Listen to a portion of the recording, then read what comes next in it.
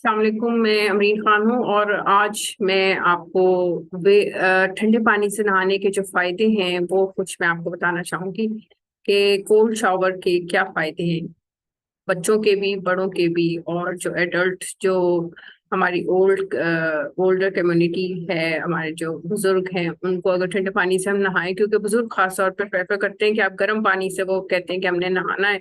लेकिन उनको भी आप कोशिश करेंगे ठंडे पानी, उनको जरा नॉर्मल टेम्परेचर का पानी हो, थोड़ा सा ठंडा हो, उससे जब वो नहाएंगे तो सबसे पहले जो उसका फायदा वो है कि इम्यूनिटी डेवलप होती है। एक्सक्यूज मी, इम्यूनिटी डेवलप होती है उससे बॉडी में, जब आप ठंडे पानी से नहाते हैं। इम्यूनिटी का मतलब ये है कि आपके जो बॉडी में जो वाइट ब्लड सेल्स हैं उनकी मिकदार वो ज्यादा बढ़ते हैं, और वाइट ब्लड सेल्स जो हैं ये बीमारियों का मुकाबला करते हैं। तो उससे क्या होता है कि जब आप वाइट ब्लड सेल्स ज्यादा होंगे तो आपको ये कैंसर और ये दूसरी बीमारियां, हार्ट की प्रॉब्लम्स, जिसमें बहुत सी बीमारियां दूसरी आ जाती हैं, अल्जाइमर है, आर्थराइटिस है।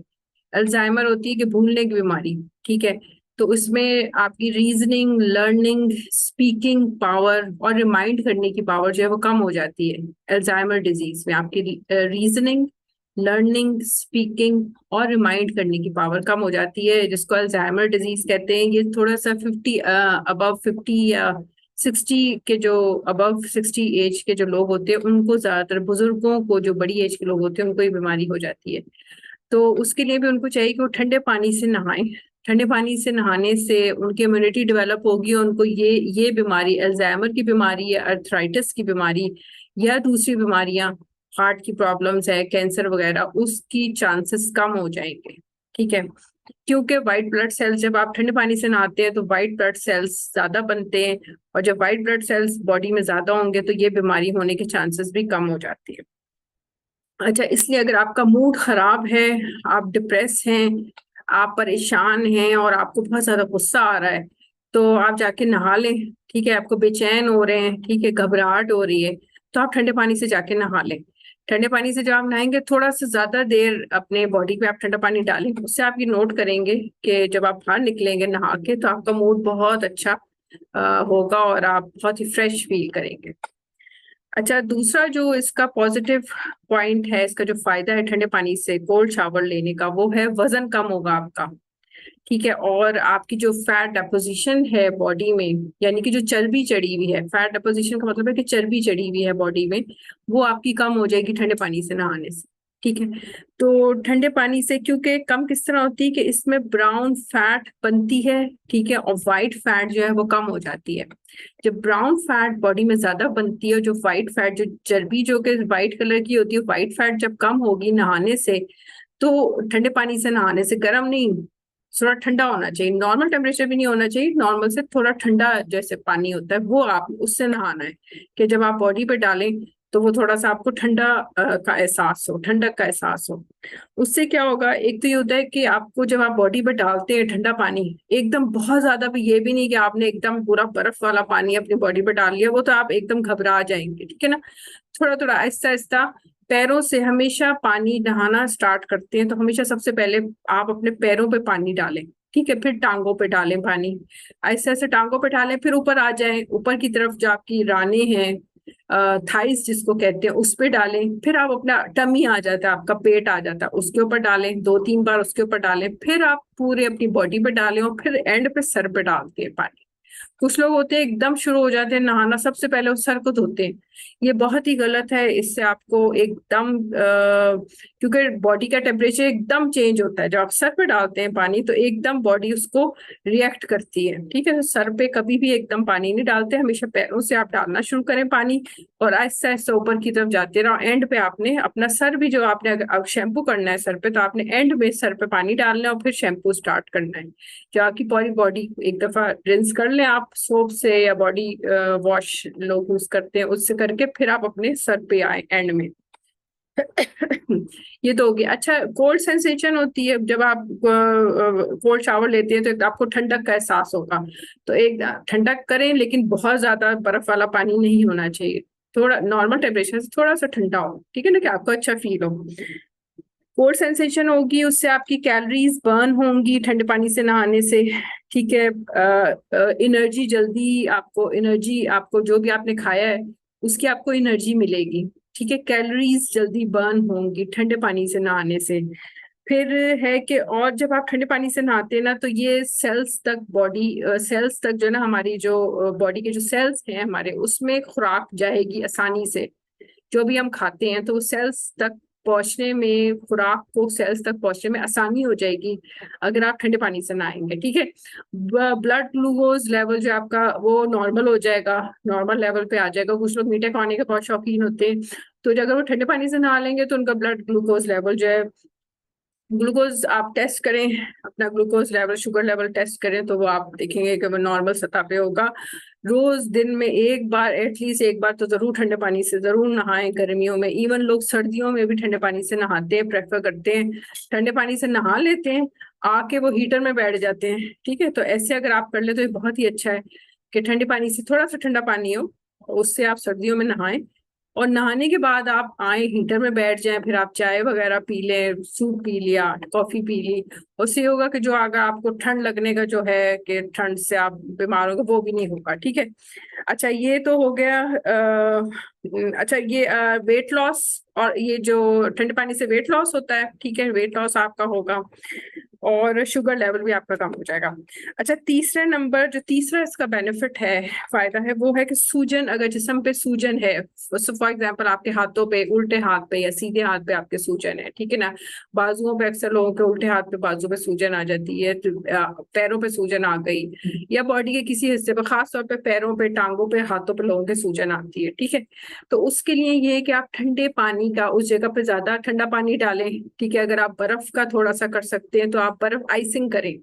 जैसे फर्ज करें, सपोज इस हाथ पे सूजन है तो आप इस हाथ पे बर्फ की आइसिंग करें, बर्फ की क्यूब्स निकाल लें, उसको किसी कपड़े में करके ना, ठंडा पानी उस कपड़े में करके, और वो बार बार वो कपड़ा, ठंडा कपड़ा आपने उस सूजन वाली जगह पे आइसिंग करनी है, यानी कि ठंडा कपड़ा लगाना है। आप बर्फ की क्यूब्स भी उठा के, डायरेक्ट क्यूब्स भी आप उस सूजन की जगह पे लगाएं, और ये दिन में 2 बार एटलीस्ट जरूर करें।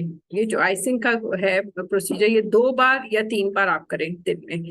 और उसके अलावा नहाए भी ठंडे पानी से, बर्फ वाले पानी से नहीं मैं कह रही, लेकिन ठंडे पानी से आपको नहाना है।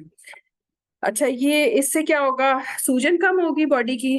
फिर ये जो कैंसर है, आर्थराइटिस है, अल्जाइमर डिजीज है, जो मैंने बताया कि भूलने की बीमारी, अल्जाइमर होता है भूलने की बीमारी, जिसमें भूलने की बीमारी होती है, इसमें स्पीकिंग, आपकी लिसनिंग, रीजनिंग और एक्सक्यूज मी, और कौन सी हो गई, रिमाइंड करने की, मतलब सारी जो पावर है जिसको कॉग्निटिव एबिलिटीज कहते हैं, वो कम हो जाती है। कॉग्निटिव एबिलिटीज, ठीक है, कॉग्निटिव एबिलिटीज ये इंसान की कम हो जाती है अगर उसको और ये बूढ़े लोगों में होती है, अल्जाइमर बीमारी यानी कि भूलने की बीमारी, कम बोलने की, मतलब उनको बोल नहीं पाते, वो रिमाइंड नहीं कर पाते, बहुत सी चीजें भूल जाते हैं। ठीक है, उनको ने कोई काम करना है भूल जाएंगे, कहीं चीज, कोई चीज रखी है उसको रखे हुए उनको भूल जाते हैं कि हमने ये बोला। इसकी होती है अल्जाइमर डिजीज। तो इसके लिए आप अच्छी खुराक लें, ठीक है, और कोल्ड शावर से नहाएं। बूढ़े लोग भी को अच्छे सब्जियां वगैरह, फल मैं आपको बताऊंगी अभी कि क्या क्या आपको खाने चाहिए, जिसकी वजह से ये बीमारियां आपको नहीं लगेंगी, हार्ट की प्रॉब्लम नहीं होगी, आर्थराइटिस नहीं होगा, कैंसर नहीं होगा। ठीक है, तो ये मैं आपको कुछ, एक मेरे पास वीडियो है वो मैं शेयर करना चाहूंगी, उसमें मैं आपको दिखाऊंगी कि अच्छा, जो एंटीऑक्सीडेंट्स है ना, ये बॉडी के ना, ये जो होता है ना, क्या कहते हैं, कोल्ड शावर। एक मिनट में वीडियो मैं जरा देख लूं, कि शेयर कर लूं आपसे वीडियो। ये है। अच्छा, ये जो कोल्ड शावर है, ये एंटीऑक्सीडेंट्स की तादाद को ना बढ़ाने में मदद करता है बॉडी में। उसके बढ़ाने का मतलब तादाद को बढ़ाता नहीं है, यानी कि उसको अगर एंटीऑक्सीडेंट्स आपकी बॉडी में एंटर हो गए हैं ना, मतलब आपने कोई फल खाए, चेरीज खाए, आपने मुख्तलिफ किस्म के फल खाए, आपने अच्छी सब्जी खाई, आपने सैलड खाई, ठीक है, तो ये एंटीऑक्सीडेंट जो हैं वो आपके ये ये जो कोल्ड शावर है, ये एंटीऑक्सीडेंट का जो सिस्टम है ना, जो आपकी बॉडी में एंटर हुआ है, आपने जैसे आम खाया, आपने सेब खाया, आपने सैलेड में मुख्तलिफ किस्म के फिश खाई, आपने सैलेड खाई अच्छी, तो अब ये एंटीऑक्सीडेंट्स, विटामिन्स आपकी बॉडी में एंटर हो गए। अब इसको अच्छे तरीके से बॉडी में यूटिलाइज करने के लिए ये जो कोल्ड शावर है वो बहुत मददगार साबित होता है। इसलिए दिन में बूढ़े लोगों को भी कम से कम आप एक दफा जरूर उनको कहें कि वो ठंडे पानी से नहाएं। आप 2 बार 3 बार, जो जवान है और बच्चे हैं वो तो 2-2 बार दिन में नहा सकते हैं। ठीक है। अच्छा, ये वीडियो है जिसमें मैं आपको दिखाऊंगी कि ये लिखा हुआ है what are antioxidants, health benefits, best sources, side effects and more. ठीक है। अब ये जो एंटीऑक्सीडेंट्स हैं ये बॉडी में इनका जो सिस्टम है, जब ये बॉडी में एंटर होते हैं, हम फल खाते हैं, सब्जियां खाते हैं, फिश खाते हैं, ठीक है ना, हम बीफ खाते हैं, हम चिकन खाते हैं, उससे क्या होते हैं, विटामिन हमारी बॉडी में एंटर हो जाते हैं। ये कोल्ड शावर जो है विटामिन के मेटाबोलाइज होने के लिए, उसको जिस्म का हिस्सा बनने में मदद करता है कोल्ड शावर, ठंडा पानी। ठीक है। इसलिए आपने देखा होगा कि कुछ लोग स्विमिंग करने के बहुत शौकीन होते हैं और वो कहते हैं कि हमने सर्दियों में जो है, सर्दियों में भी वो हल्के ठंडे पानी में करते हैं, कभी लोग गर्म पानी में स्विमिंग करते हैं, लेकिन उनको स्विमिंग की शौक होता है। और जो गर्मियां हो तो उसमें लोग ठंडे पानी में स्विमिंग करने को उनको शौक भी होता है, और ये सेहत के लिए भी अच्छा होता है कि बहुत देर तक वो ठंडे पानी में रहते हैं, स्विमिंग करते हैं। ठीक है।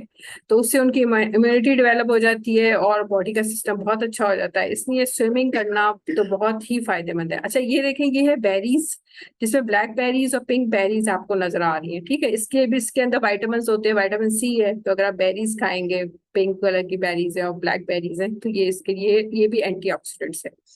अच्छा, उसके अलावा जो एंटीऑक्सीडेंट्स हमें मिल सकते हैं वो कौन कौन से, एक तो ये है, एक इसको एंटीऑक्सीडेंट्स को हम कहते हैं, एक पहले जो एंटीऑक्सीडेंट्स है वो उसका नाम है फाइटो न्यूट्रिएंट्स। ठीक है, ये एंटीऑक्सीडेंट्स होता है। अब फाइटो न्यूट्रिएंट्स के भी आगे टाइप्स हैं, वो एक टाइप है एंथोसाइनेंस। एंथोसाइनेंस इनमें आ जाता है। ये एंथोसाइनेंस जो हैं, ये भी एंटीऑक्सीडेंट्स हैं, जो हमें कैसे मिलते हैं, ब्लूबेरीज खाने से, पर्पल फ्रूट्स खाने से, वेजीज खाने से। अब पर्पल और ब्लू वेजीज और फ्रूट्स कौन से हैं, बेरीज हैं, एग प्लांट है जिसको हम बैगन कहते हैं, ठीक है ना, एग प्लांट गोल भी होता है, लंबा भी होता है एग प्लांट, बैगन। पर्पल पोटैटोज भी होते हैं, कैरेट्स हैं, गाजरें हैं, और एस्पैरागस, ये भी कोई सब्जी होती है। ठीक है, पाकिस्तान में पता नहीं अवेलेबल है कि नहीं है, लेकिन ये बाहर मुल्कों में, वेस्टर्न कंट्रीज में ये अवेलेबल है। अच्छा, दूसरे नंबर ये आपको इससे, ये जब आप सब्जियां और ये फल खाएंगे, गाजर खाएंगे और ये सारी सब्जियां जो है ये आप खाएंगे और फल खाएंगे, तो इससे ये एंटीऑक्सीडेंट, क्या नाम है, एंथोसाइनेंस, ये आपको मिल जाएगा। दूसरा एंटीऑक्सीडेंट जो है वो है रेस्वेरेट्रोल। ये किस में पाया जाता है एंटीऑक्सीडेंट, ये है डार्क चॉकलेट। डार्क चॉकलेट आप खाएं, रेड वाइन है, पीनट्स है, मूंगफलियां हैं, और ग्रेप्स, अंगूर है। ठीक है।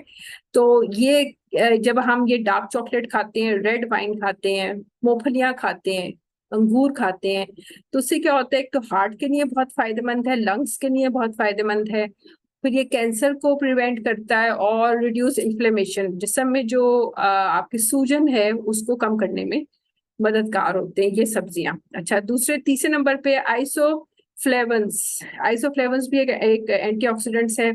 ये मेनोपॉज, जो औरतों में जो मेनोपॉज, उनके जो मेंस्ट्रुअल साइकिल होती है वो जो खत्म हो रही होती है, तो मेनोपॉज के जो सिम्टम्स होते हैं, उससे जो औरतों की बॉडी में जो चेंजेस आती हैं, उस पे भी ये बहुत फायदेमंद होता है, उसके सिम्टम्स को कम करता है ये वाले एंटीऑक्सीडेंट्स। ठीक है।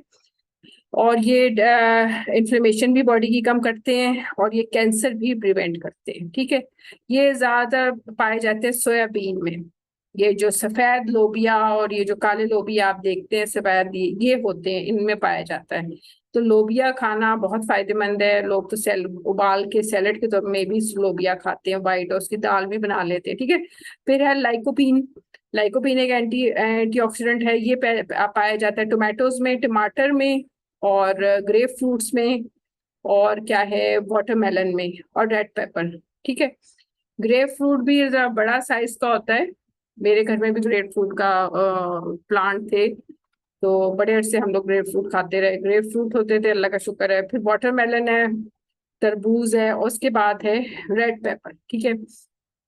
तो ये आप खाएं, उससे लाइकोपीन, इसकी वजह से क्या होगा, हार्ट की प्रॉब्लम्स ठीक हो जाएंगी, और दूसरी प्रॉब्लम जो है वो भी ठीक हो जाएंगी। फिर ये आ जाता है ल्यूटीन। ये भी एक एंटीऑक्सीडेंट है जो कि किसमें हमें पाया जाएगा,